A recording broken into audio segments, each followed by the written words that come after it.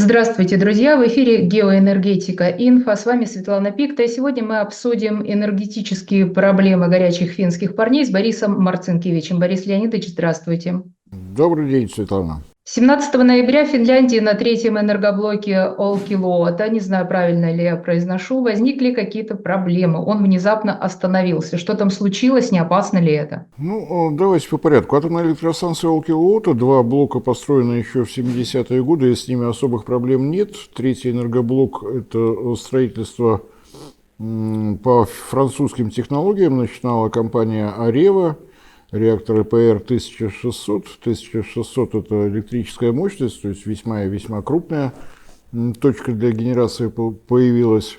Строили ударными темпами. Компания Areva практически обанкротилась, но поскольку она была государственная, состоялись крупные вливания из государственного бюджета, и то подразделение Areva, которое отвечало за атомное машиностроение, ушло в компанию EDF, которая, собственно говоря, стройку и завершила. Строительство было начато в результате победы в тендере в 2004 году, где компания Areva блестяще победила Минатом. На тот момент еще Росатома не было, было Министерство атомной промышленности. И в 2004 году строительство стартовало, должно было завершиться в 2009 году. Договорная сметная стоимость 5 миллиардов долларов. На тот момент построить удалось достаточно быстро, уже через 18 лет. Все было полностью готово, смету превысили всего в 3 раза. Это такая большая радость для всех была. Тем более, что касается политического руководства Финляндии, было действительно очень удачно. Это был 2021 год, знаменитое постановление правительства на основании указа президента России о том, что газ продается только за рубли. И тут же Финляндия отказалась покупать российский газ за российские рубли. Но, в принципе, их понять можно было так чисто психологически, потому что за пару недель до указа Владимира Владимировича в гостях в Польше побывал мистер Байден, который пообещал, что Россия вернется в границы XIX века. И сразу после этого сообщение о том, что газ за рубли. Я понимаю, насколько страшно было финнам. Вот Россия в границах XIX века и опять рубли. Конечно, немножечко испугались. Совпало с тем, что как раз в мае 2021 года должна была наконец выйти на коммерческую эксплуатацию Olkiluoto. То есть мы отказываемся от газа, но у нас включается атомная генерация, и все в полном порядке. Тем более, что если говорить о доле газовой генерации в энергетическом балансе Финляндии, то она относительно невелика, порядка 15%. То есть не так и страшно было отказываться от газа. От газа отказались, атомную электростанцию получили. В результате я насчитал вот это за минувшее время, но с 22 года уже очень много времени прошло, поэтому всего 5 поломок на атомном энергоблоке – это совершенно нормально, красивая французская технология. В этот раз что-то с генератором. По сообщениям от государственного регулятора Финляндии, по шкале ИНЕС ядерных инцидентов 0, то есть никакой радиационной опасности нет, но просто не работает. Ничего страшного, отремонтируют. Обещали за сутки не получилось. Сейчас обещают за 3 дня справиться, получится, не получится, посмотрим. Мне кажется, что вот такая рекламная кампания о французских технологиях, она поможет продвижению французских атомных технологий по всему земному шару. По-моему, очень неплохо получается. Всего в 3 раза смета, в 3 раза сроки. Абсолютно нормально. Почти в 4 раза сроки. Но неплохо. Я думаю, что будет очень много заказов. Великолепные результаты. Как это сказывается на Финляндии? Ровно так, как и предсказывали. Если у вас нет резервных мощностей, то у вас возникает дефицит электроэнергии, рынок реагирует соответственно. Цена на электроэнергию за сутки выросла в 3 с лишним раза, и пока держится наверху, все ждут, как же там дела с генератором. Его надо отремонтировать, потом надо государственному регулятору объяснить, что все в полном порядке, радиационная безопасность не пострадает, соответственно, запустить. Может быть, к концу недели удастся. Для чего вот такая романтика потребовалась финнам? Ну, может быть, им действительно как-то скучно там было. Вот поступал газ из России, работала вставка постоянного тока, в Выборгском районе поступала еще электроэнергия из России. Так были перестрахованы, вот так были перестрахованы. Кроме того, проект СПГ «Криогаз-Высоцк» среднетоннажный, почти 2/3 того, что там производилось, тоже приобретали финские компании. То есть и здесь была страховка и по трубопроводному газу, и при необходимости электроэнергии. В общем, все было. Но теперь ничего не стало, и стало намного веселее. Потому что раньше было скучно, постоянно одна и та же цена на электроэнергию, следить за этим не надо. А сейчас вот такая развеселая жизнь. Сегодня цена одна, завтра 3 цены. Как они собираются выходить из всех этих передряг? Для того, чтобы перестраховать самих себя от отсутствия трубопроводного газа, был приобретен в аренду регистрационный терминал. Вдвоем реализовывали этот проект с эстонских дел газовыми мастерами, причем именно эстонцы были инициаторами этого проекта. Отказываемся от трубопроводного газа, ставим регистрационный терминал, чувствуем себя прекрасно. Вот терминал уже практически готов в городе Палдиске. Название, по-моему, говорит о том, откуда это слово пришло в эстонский язык. Это город Балтийск, но вот с эстонским акцентом Палдиски. И они были уверены, что все будет замечательно и прекрасно. В свое время был построен Baltic Connector. По дну Финского залива легла труба между Эстонией и Финляндией, способна работать в обоих направлениях. То есть, все было достаточно удачно. Тем более, что построено это было за деньги Евросоюза. Вообще все было хорошо. Пока старшие финские братья своим эстонским младшим братьям не объяснили, что у нас есть просто замечательное место для регистрационного терминала, а если вы чем-то недовольны, можете писать жалобы куда угодно. Мы дали больше денег, значит, это стоит у нас. И в прошлом году мы наблюдали, насколько аккуратно подошли финские энергетики к необходимости обеспечить энергией именно Финляндию. За 2 недели до наступления отопительного сезона поломка Baltic Connector. Вот Да, такая очень неудача. ситуация интересно. Так неудачно. Якорь китайского судна зацепил. Выяснилось, что труба, ее действительно строили за европейские деньги по европейскому проекту, поэтому никакой защиты, просто на деле лежит труба, зацепили якорь.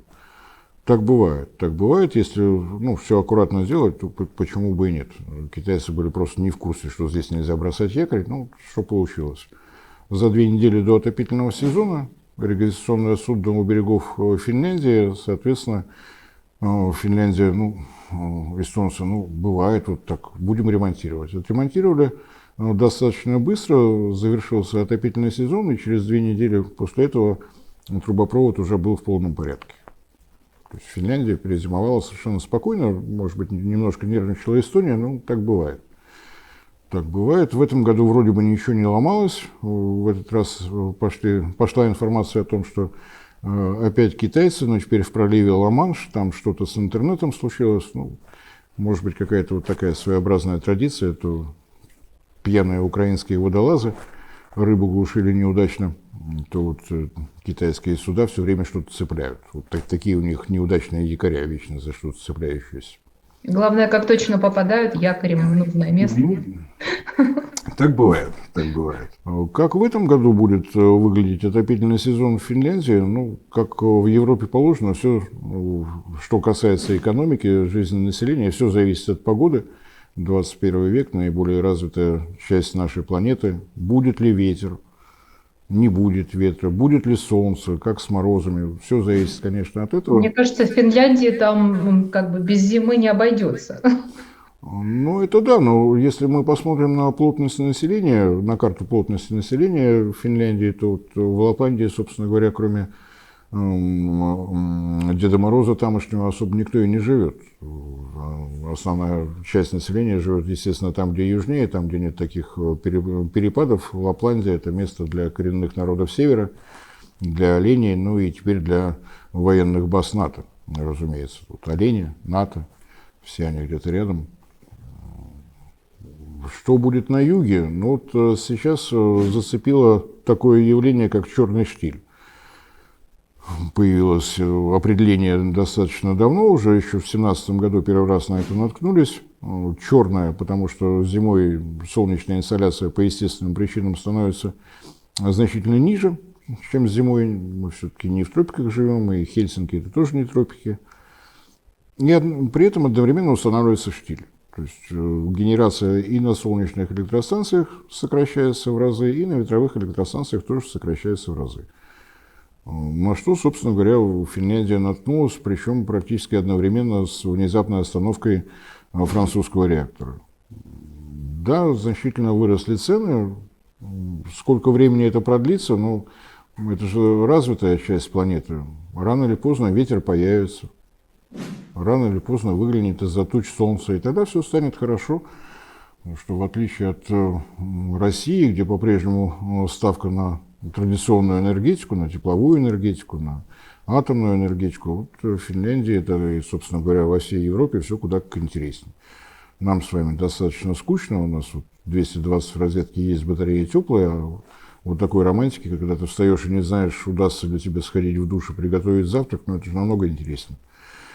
Так что мне кажется, что Финляндия принимает абсолютно верное решение. Хочется пожелать, чтобы, конечно, больше было ветряков, больше солнечных панелей, тогда рано или поздно, ну а если совсем будет нехорошо, можно, как всегда, традиционно попросить французов построить еще один атомный энергоблок, и будет совсем хорошо. Обожаю ваш сарказм с усталым лицом, с уставшим лицом, простите. Вот, нас просто могут не понять, вот слушатели с Запада, они, наверное, не поймут нашу иронию. Вот, знаете, мне пришло на ум, что, в общем-то, Финляндия по масштабу упущенных возможностей энергетических, наверное, где-то похожа на Болгарию. Это так? Ну, до Болгарии еще далеко. Болгария все-таки, мне кажется, лидер в этом отношении. Болгария, если помните, сумела отказаться от проекта продолжения магистрального нефтепровода «Дружба», отказ. Южный поток, отказ. Строительство атомной электростанции Олкилота. Белены, тоже отказ. Финляндия, да, тоже в этом направлении движется. Поставки электроэнергии прекращены, поставки газа прекращены. Строительство атомной электростанции в одностороннем порядке, контракт разорван. Нефть не предлагали, поэтому до Болгарии пока еще не успели дотянуться, но понятно, что в этом направлении движутся, молодцы. Молодцы. Гонка за лидером по-европейски. А как же их удалось убедить перерубить этот сук, на котором они сидели? Вот что им пообещали взамен? Какую конфетку? Ну, мне кажется, если говорить о новом поколении европейских политиков, напомню, что в свое время, в 70-е годы, после нефтяного кризиса, все искали разные возможности перестраховаться от того, что на тот момент организовала ОПЕК, искали более надежных поставщиков. И одно из решений, прежде всего, Федеративной Республики Германии, Австрии, это поставки советских углеводородов, нефти, газа. Американцам это совершенно не понравилось, потому что это означало действительно становление экономической независимости Европы, которую они, конечно же, рассматривают как свою колонию, а здесь вдруг такая самостоятельность.